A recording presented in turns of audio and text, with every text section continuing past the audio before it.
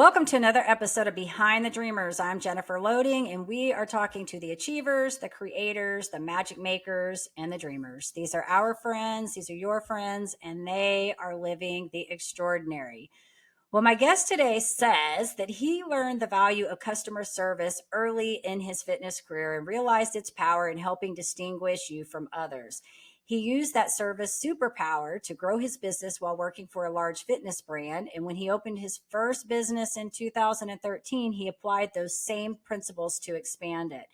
Now in the industry, almost 10 years later, and having worked with other small business owners, he's created a framework that can apply to any business to help them crush their competition with service. I love it.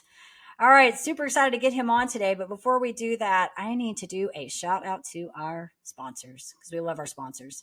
All right, so today's episode is brought to you by Walt Mills Photography. If you are a creator needing post-production, consultation, or promotion, Walt Mills is your guy. Whether short films, YouTube films, photography work, or a new headshot, he can help you find a solution to match your needs. To learn more about Walt and his work, you want to go to photosbywalt.com. We also want to give a shout out to Chris Clow of Upbeat Media Productions. If you are in need of turnkey special event production, Clow is your go-to. To learn more about him and his work, go to upbeatmediapro.com. All right, we got that done. The hardest part of the show. Now we can welcome the guest onto the show. So Hank Ebeling is a sought-after speaker, small business entrepreneur, and the founder and owner of H4 Training Gyms.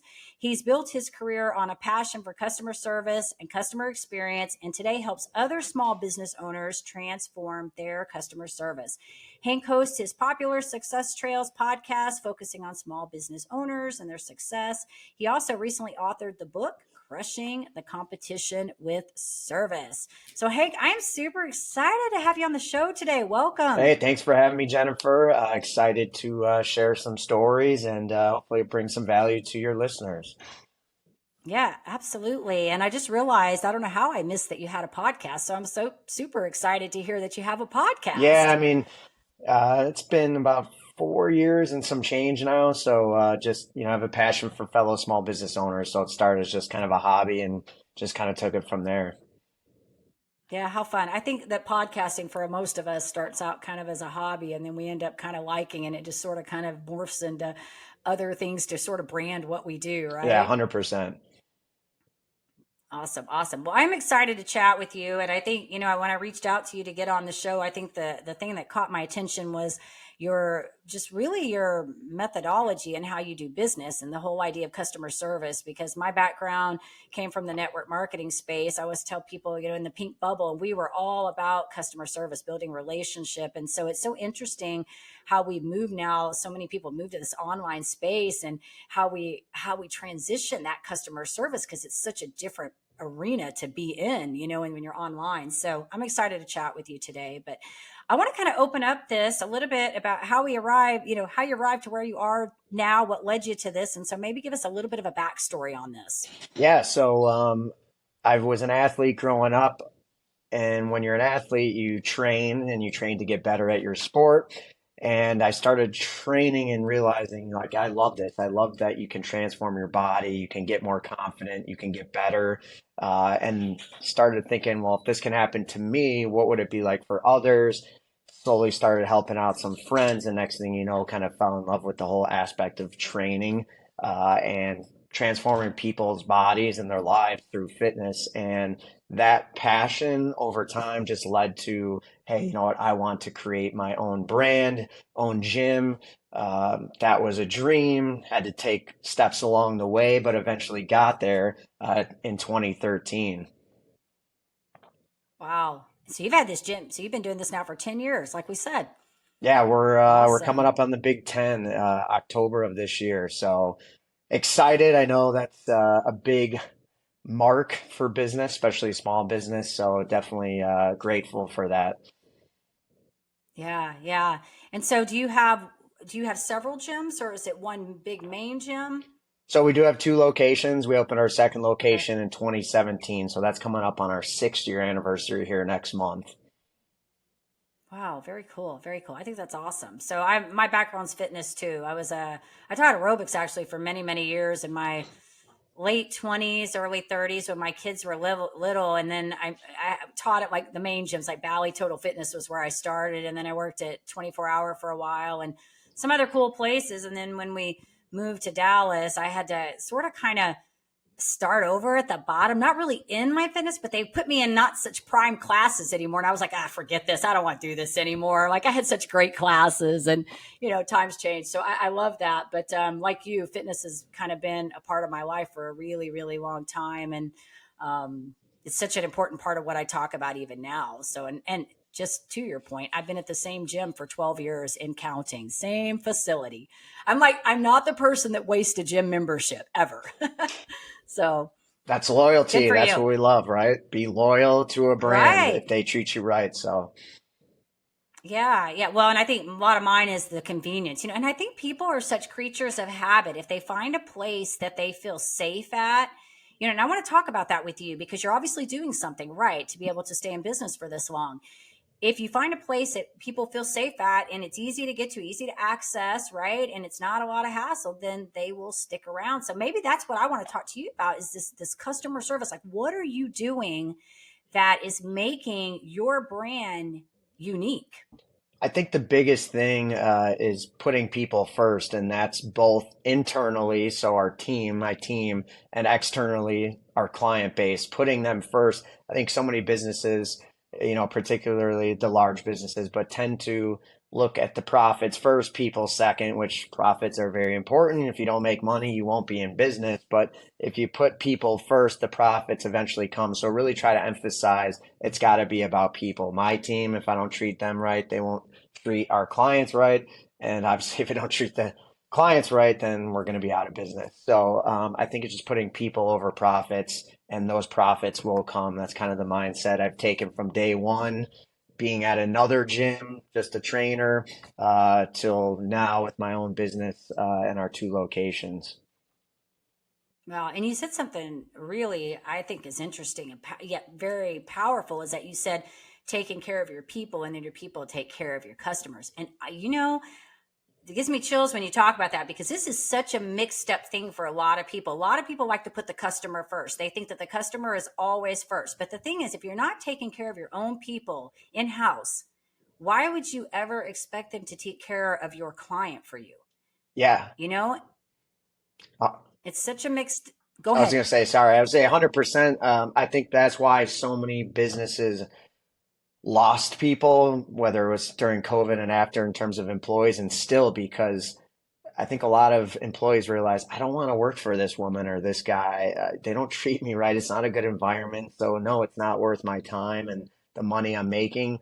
And a lot of that stemmed from just a bad work culture environment, which is really on the leader, the owner. So, yeah, if that culture is not there, there's no chance they're going to deliver great service to your customers, your clients. I mean, just not a chance at all.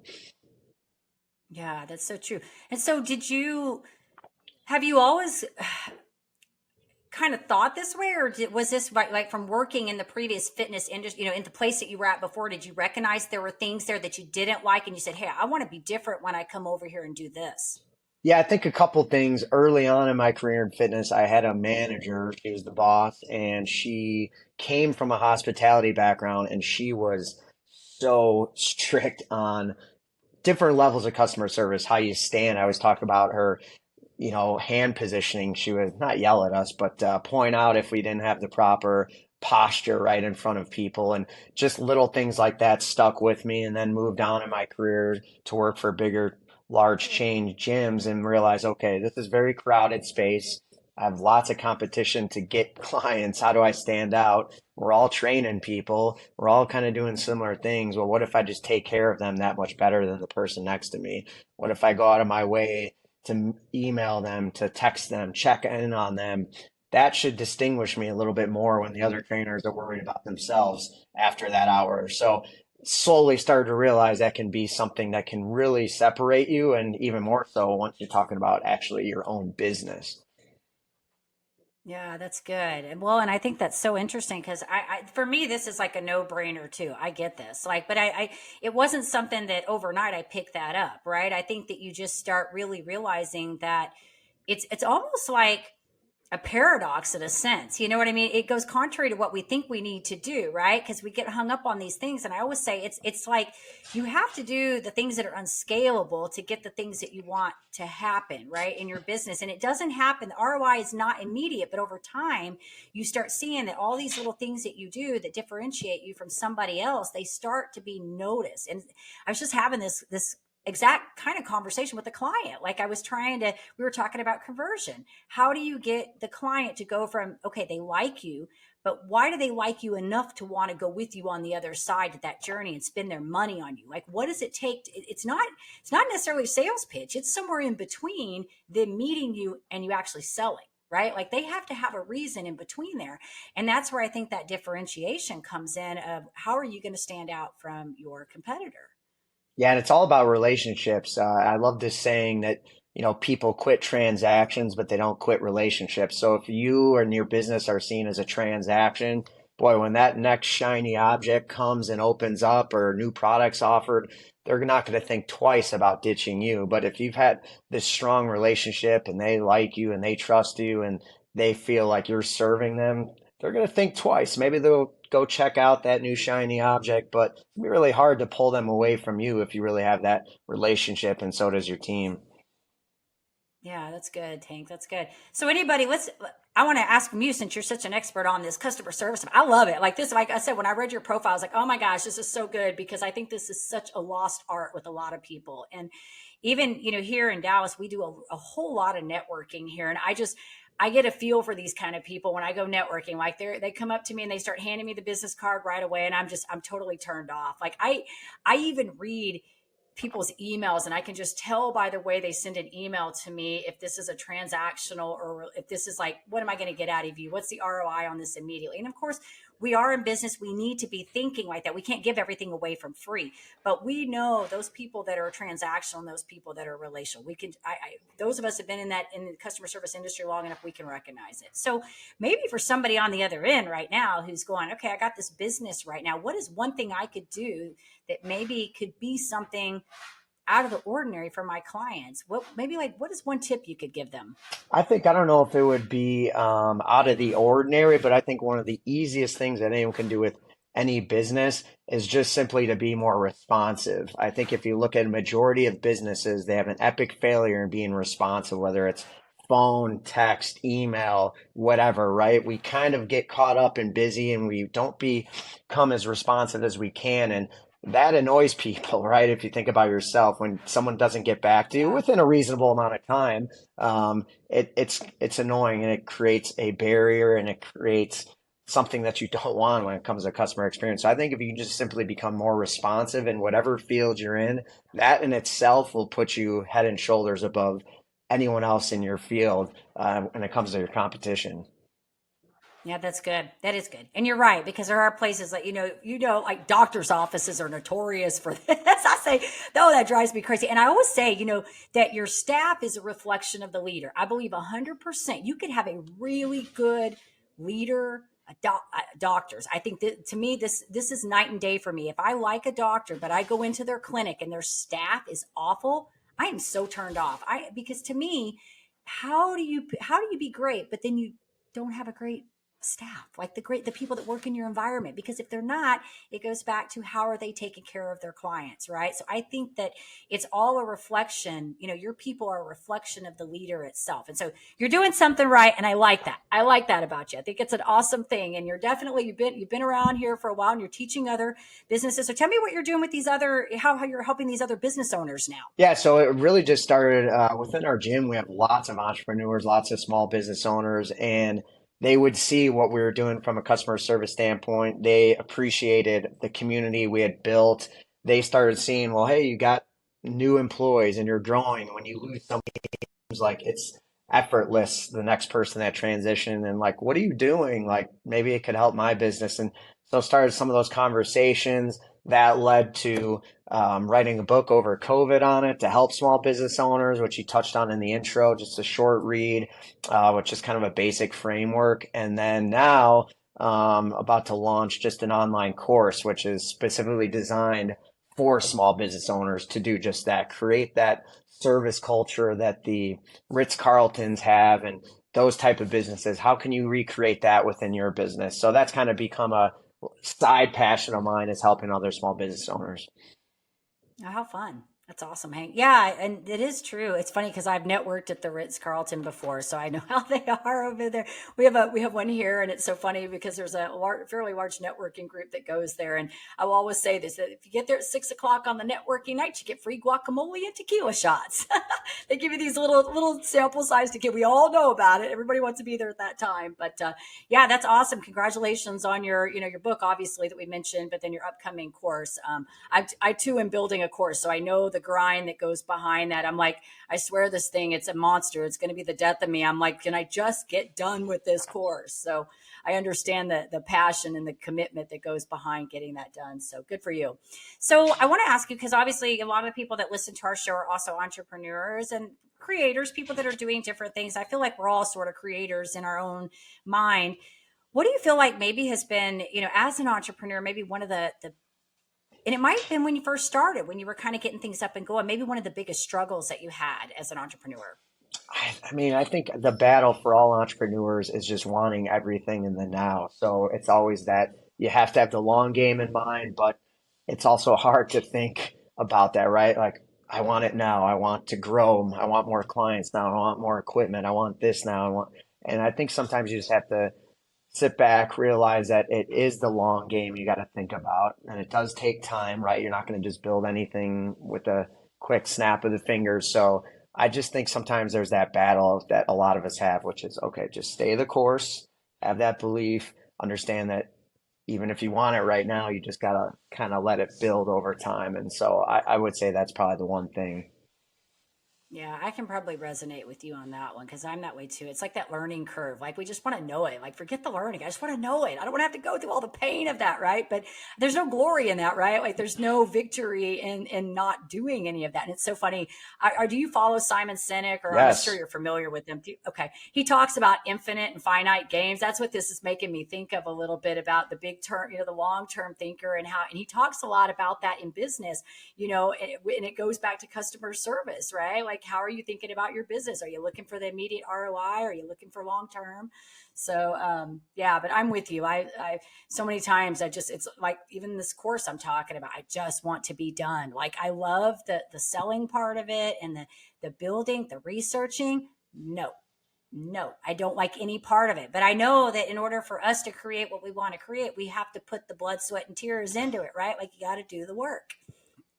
Yeah, if you don't put in the time for any of this, right? And to touch on something you just said briefly, customer service is a long play, and I think that's what really kind of hurts small business owners is they just want that immediate satisfaction that we're talking about, and it doesn't happen overnight. It's not a quick fix. You don't just do a 1 day training or seminar and boom, you got perfect service. It is a long-term play, and as we just said, that can be tough for entrepreneurs. Yeah, especially if they're in that immediate gratification place, right? We want instant gratification. I think a lot of us are that way, but I think I'm in a mentor group right now, and kind of the thing that he always talks about is long term games with long term players, and so I always kind of keep that in my head. That's how we're playing. It's long term games with long term players, and if you can adopt that mentality, and see, and that's why your business is successful, because you're thinking in terms of that. So you're also looking at your clients. Hey, I want to keep these people long term. What do I need to do to ensure their loyalty? Keep them happy. We want them coming back, right? Yeah, it's It's a whole, it's 100% that it's a loyalty over a sustained period of time, versus just that quick. They're going to be with us and they're out the door like a lot of other gyms. yeah, that's good. And gyms, especially, you really got to keep on that. I know another guy here that has a CrossFit gym. It's called the Tiger's Den. I don't know if I told you about it, but it just when you talk, it reminds me of some of his work, because that's kind of how he is. And he has such a great.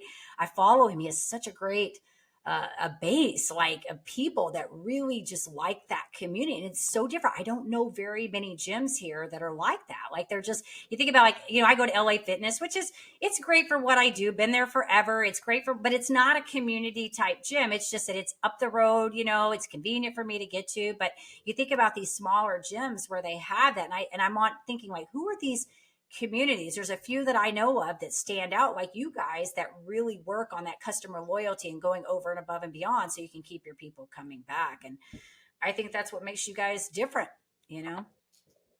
So good on you. Awesome stuff, Well, Hank. thank I you. love it. So I want to ask you kind of a fun question. And this is maybe a little more just kind of thought provoking for you. What do you feel like you've learned on this journey about yourself, this entrepreneur journey? I would say, one of the biggest thing is just use your resources, which we know, like all of us would be amazed at the networks, whether you own a business, don't own a business, just the people you might know, they might know, just for advice, for you name it, like use your network to grow your business, to help grow yourself.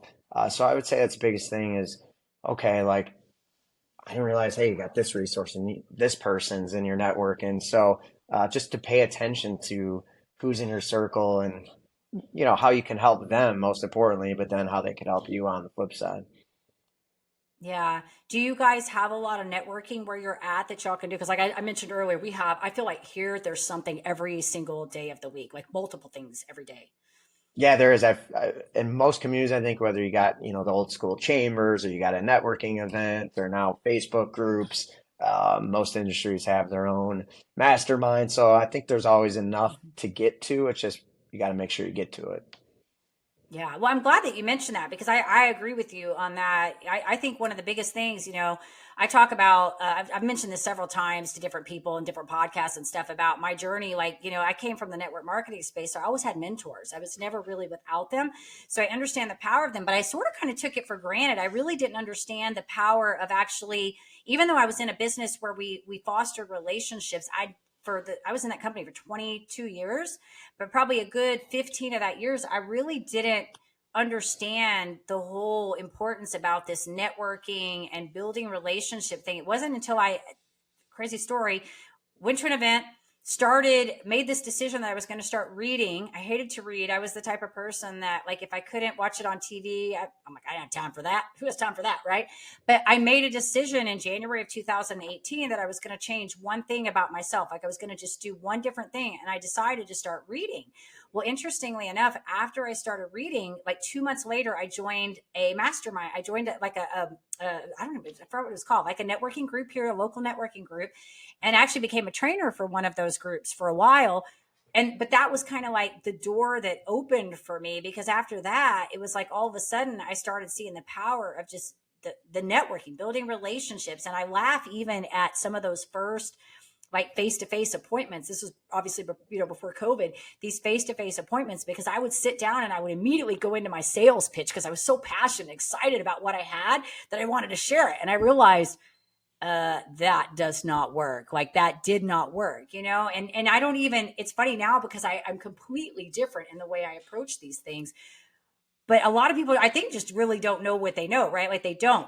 The power of networking that like you're saying, I think is so powerful because it teaches you so many skills on how to be relational. But not only that, you get great advice, you learn things, and you come up with great ideas through the power of relationships. Yeah, and I think don't be afraid too to reach out to others in your industry who aren't direct competition. I know friends, colleagues who have gyms in other states, and there's no reason why we can't share information. We're not competition. So what might work well for them could work just as well for us. And so there's no need not to share. Yeah, I like that. And that's so true. Stepping out of yeah, because it's funny because I bring coaches on my show all the time and I laugh about this because they do essentially a lot of the same stuff that I do, but I never really look at it as a competition because I always say that whoever is probably resonating with them, they're probably not my client anyways. What they're speaking is speaking to them and they probably need that person. I feel like there's enough people out there that we can find if we're doing our business right, if we're running our business authentically the way we are supposed to be doing it, The people that are going to appeal to us are going to appeal to us. We're going to find those right people, right? And I get that yours is a little bit different than mine, but in the coaching space, you're kind of moving into some of that because you're doing some of that. There are people that when you speak to them, you're speaking their language, right? And there's going to be others that they're just not even going to get it, Hank, right? Like you're talking customer service, they're going to be like, "What's that? What's he talking about? That's a waste of time." You and I know the truth, right? But it goes exactly, it just flies right by, you know? So I think you're doing awesome stuff. All that to say. All right, I want to ask you some fun Yeah, questions here. let's I've go got some for it. fun ones I want to ask you. I want to talk about. So tell me about your gym. So we've all been serious now. We've talked about the customer service. Tell me about your gym. What do you guys got going on there? So we're 100% small group training. So that just means we're not a big boot camp style gym, but we're also not one-on-one. We're that nice kind of in between. So we can give you just enough attention, personalize it, customize it, but also give you that fun of the group dynamic and that energy. So that's what we do. We're all about full body workouts. Your average person has a job, has a life, has a family, has chaos going on. They cannot afford to work out 24/7. So let's give them the most efficient, effective workout in that little window that we have them for. So we try to do just that, give them as much as we can in an hour. And our average client comes in twice a week. So what can we do to benefit them in that short period of time? We use it all: kettlebells, dumbbells, TRX. If you've ever been to a gym and want to play with the sleds, the ropes, we do all those fun items. But we want to help all ages, but particularly for us, it's that 45 to kind of 65 range. Older adults just looking Yeah, to live better, move better, feel better, and sustain a quality of life. I like it. So kind of like a CrossFit, sort of, maybe hit training, kind of. Hit training, circuit-based training, different than a CrossFit, a I little like it. more personalized. We call it small group one-on-one personal training, basically. Okay. Gotcha. Gotcha. Cool. Okay. Very cool. I like it. It's kind of good. Mix it up. I recently, it's so funny because I'm one of those people because I told you I taught aerobics for many years. And so then I got this anxiety where I couldn't go to aerobics classes anymore. Cause after you've taught, then you go into other classes, you're like, this is boring. They're too slow. They're too fast. Like, right. You have your own Judge style, City, right? right? Exactly. Like I know it all because I did it, right? Like anyway, so funny. So I haven't stepped in a class for years. So I run, I go lift weights, I go on the lift, I just do different things. But recently I bought this online, it's called Body Groove, which is just like dancing. And I'm like, I like it for alternative training because it's just dancing. It's like no fancy footwork, no fancy arms, get a little workout. But the reason I got it was not really because I wanted to use it as a workout. I wanted it to do more of a, hey, if I need a break in the middle of the day and I just want to have some creative thinking time, like just to kind of get the music flowing, body going, get some creative thinking. But yeah, I think variety is good. And I like that you guys are doing the different things because you got to mix the body up a little bit. People get kind of set on, you know, let me put it to you this way. The first day I did a video, I hurt my freaking hip. I was like, dude, I run, I do elliptical, I do weights, and then I hurt my stupid hip dancing. Like, go figure. Muscles you don't use when you don't mix it up, right? Like, different muscles are being used. Yeah, you got to keep it fun. I mean, most people, unless you're kind of a fitness nerd type like myself, and sounds like you were at some point, yeah, we could do whatever. But most people don't necessarily enjoy exercise. It's not exciting to them. So how can you keep it fresh, keep it exciting so they don't dread it? Because if they dread it, you're not going to do it, and therefore you're not going to get the results. So keep it fresh, keep it fun. Yeah, I agree with you. And it's funny too, because when I work with clients a lot, that's like they come to me and that's kind of one of the things in their circle that they want to work on is health and fitness. And of course, my background is in that I can help them, but I don't usually I tell them, it's funny, we'll have to find creative ways to get them engaged, right? Because they'll come in and they have this metric in their head that I either got to run X number of minutes, I got to sweat, I have to do this. And no, it's like, if you're not enjoying it, you're not going to even stick with it from the get go. You got to find something that you're going to enjoy, and you might as well just go find that and be active in that. And it's going to do the body so much more good in the end. Yeah, fitness is kind of like business. Fitness is just move, right? Just do something, start moving, get going in a Yeah. direction. And same with business, right? Don't overthink it. Just take action and figure it out as you go. So very similar. Yeah, and I think there's a lot of parallels in how we take care of our body and how our business. I always say, how you show up in one area of your life is how you show up in all the areas of life. So if you're doing your business but not taking care of your health, it's going to catch up with you eventually, and it's going to play out in your business, and it's going to affect you. So we got to take care of all the pieces, all of them. They're all intertwined. So good stuff. All right, so a couple more fun. These are different questions I want to ask you. So okay, one of my favorite fun questions: what is the first concert that you ever attended? Ooh, you know what? I don't even know if I can remember that, to be honest with you, because actually it probably was in college. I did a side gig working security. I went to college in Las Vegas at UNLV, right on the strip. Worked lots of big shows. So I don't know if it was Oh maybe the wow. first, but one of the best was probably Green Day. Uh, was amazing, and actually Van Halen, believe it or not, like that was probably one of their Yeah. uh, bigger shows in Vegas. And I mean, they're obviously a super famous band, Yeah. tremendous live, just the instrumental. So they weren't necessarily the first, but I'd say two of the better The ones you ones. Yeah, remember. I can remember them. Yeah.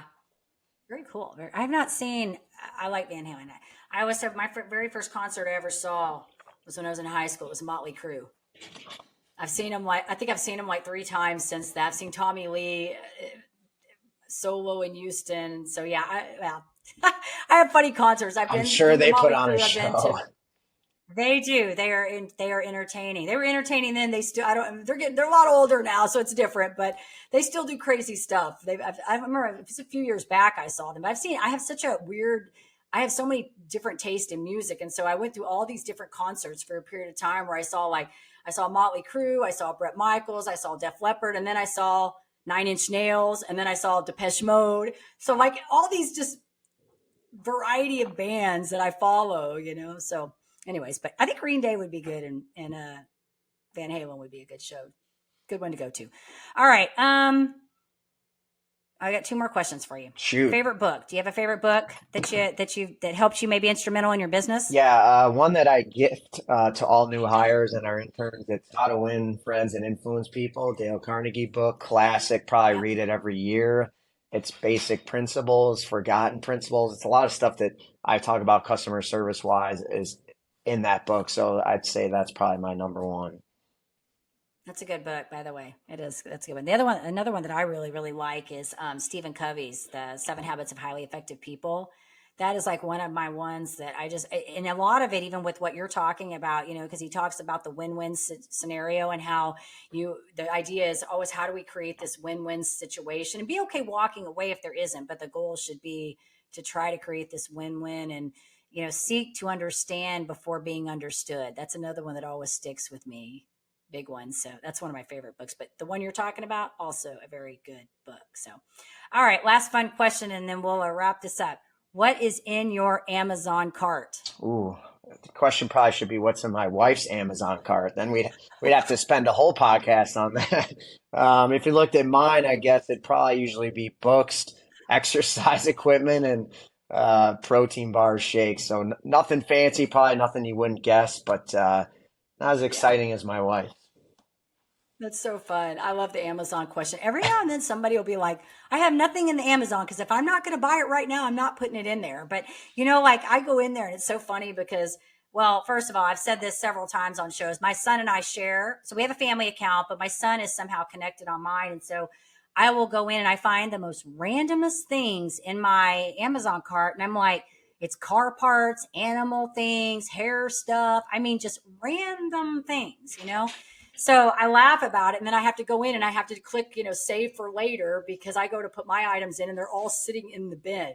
So I always think this one's funny. I always love to hear what people have in theirs. But yes, not surprised on yours. I think you and I probably have similar things in our Amazon cart because except I have pet stuff in there. I do have pet stuff in mine.